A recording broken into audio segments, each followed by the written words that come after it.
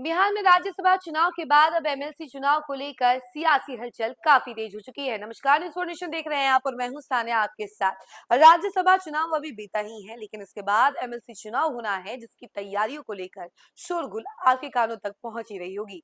जून 2026 में कुल 9 सीटें खाली होने वाली है और उसको लेकर तैयारियां महागठबंधन भी कर रही है और एनडीए भी कर रही है। दोनों की तैयारियां जोरों शोरों से चल रही है, क्योंकि अभी टारगेट महागठबंधन के सामने है कि उनको कैसे भी करके ये जीतना है। पहले ही राज्यसभा में उनको करारी हार मिल चुकी है, विधानसभा चुनाव में भी करारी हार मिल चुकी है, जिसके बाद अब एनडीए गठबंधन से उनका तगड़ा एक तरीके से कंपटीशन भी है और साथ ही साथ उनके पास एक बड़ा चैलेंज भी है कि उन्हें जीतना है।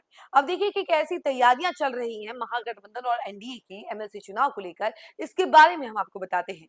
बिहार की राजनीति में राज्यसभा चुनाव का शोर अभी थमा ही नहीं था कि अब विधान परिषद यानी एमएलसी की खाली हो रही सीटों ने सियासत शुरू कर दी है। राज्य में कुल 11 सीटों पर होने वाले इस चुनाव को लेकर पटना से दिल्ली तक जोड़ तोड़ का खेल शुरू हो चुका है। जून 2026 में 9 सदस्यों का कार्यकाल समाप्त हो रहा है, जबकि 2 सीटें इस्तीफे के कारण खाली हुई हैं। बिहार विधान परिषद के इस चुनाव में एनडीए पूरी तरह से रिलैक्स मोड में दिख रहा है। आंकड़ों के जादू ने नीतीश कुमार और भाजपा की राह आसान कर दी है। संभावित हिस्सेदारी की बात करें तो 11 में से 10 सीटें एनडीए के पाले में जाती दिख रही है। इसमें सबसे दिलचस्प मोड़ चिराग पासवान की पार्टी लोजपा रामविलास को लेकर है। राज्यसभा चुनाव में अपने 19 विधायकों का समर्थन देने के बदले चिराग की पार्टी एक एमएलसी सीट पर अपना मजबूत दावा ठोक रही है।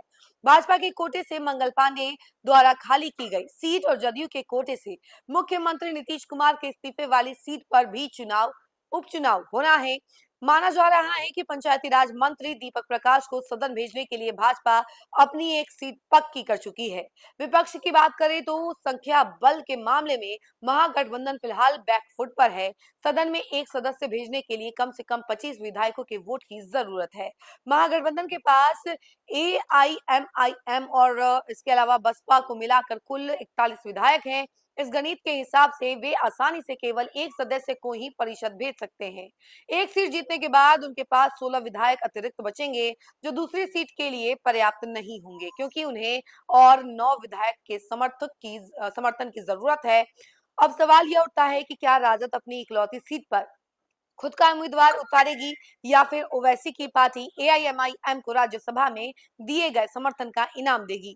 जून 2026 में जिन दिग्गजों का कार्यकाल खत्म हो रहा है, उनमें राजद के सुनील कुमार सिंह और मोहम्मद फारूक, जदयू के गुलाम गौस और भीष्म सहनी और कुमद वर्मा, भाजपा के संजय मयूख और कांग्रेस के समीर कुमार सिंह शामिल हैं।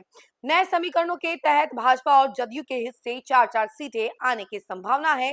उपेंद्र कुशवाहा की रालोमो और चिराग पासवान की लोजपा आर को एक एक सीट मिल सकती है। राजद को अपनी 2 मौजूदा सीटों में से एक का नुकसान उठाना पड़ सकता है। कुल मिलाकर यह चुनाव आगामी विधानसभा चुनाव से पहले राजनीतिक दलों की एकजुटता और रणनीतिक कौशल की एक बड़ी परीक्षा साबित होने वाला है। तो ये थी तैयारी की बात, यानी कि महागठबंधन और एनडीए की जो तैयारी चल रही है एमएलसी चुनाव को लेकर, उसके बारे में हमने आपको जानकारी दी है कि किस तरीके से ये लोग अभी ताल ठोकने वाले हैं, किस तरीके से तैयारी कर रहे हैं, आने वाले समय में कैसा प्रदर्शन हो सकता है, उसके बारे में हमने आपको जानकारी दी है।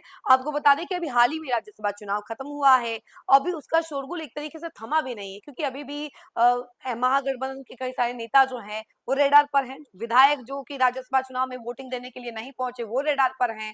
अभी इसका शोरगुल थमा नहीं है, लेकिन इसके बावजूद भी अब तैयारियां शुरू कर दी गई है एमएलसी चुनाव को लेकर, क्योंकि अब महज कुछ ही महीने बच गए हैं। 2026 जून में सीट खाली होने वाला है, उसके बाद चुनाव होगा, तो उसके लिए पूरी तैयारियों में लग गई है महागठबंधन भी और एनडीए गठबंधन भी। और जैसी चीजें सामने आ रही, जैसे रिपोर्ट सामने आ रहे हैं, उसके अनुसार कहा यह जा रहा है कि हो सकता है कि 10 सीटें फिर से एनडीए पाले में चली जाए और बाकी सीटें हो सकता है कि उसके ऊपर दाव हो, लेकिन 10 सीटें क्लियरली नजर ये आ रही है कि एनडीए के खेमे में जाने वाली है। अब आने वाले समय में पता चलेगा कि क्या होता है। फिलहाल इस खबर में इतना ही। ऐसी तमाम अपडेट के लिए जुड़े रहे हमसे और देखते रहे न्यूज़4नेशन। धन्यवाद।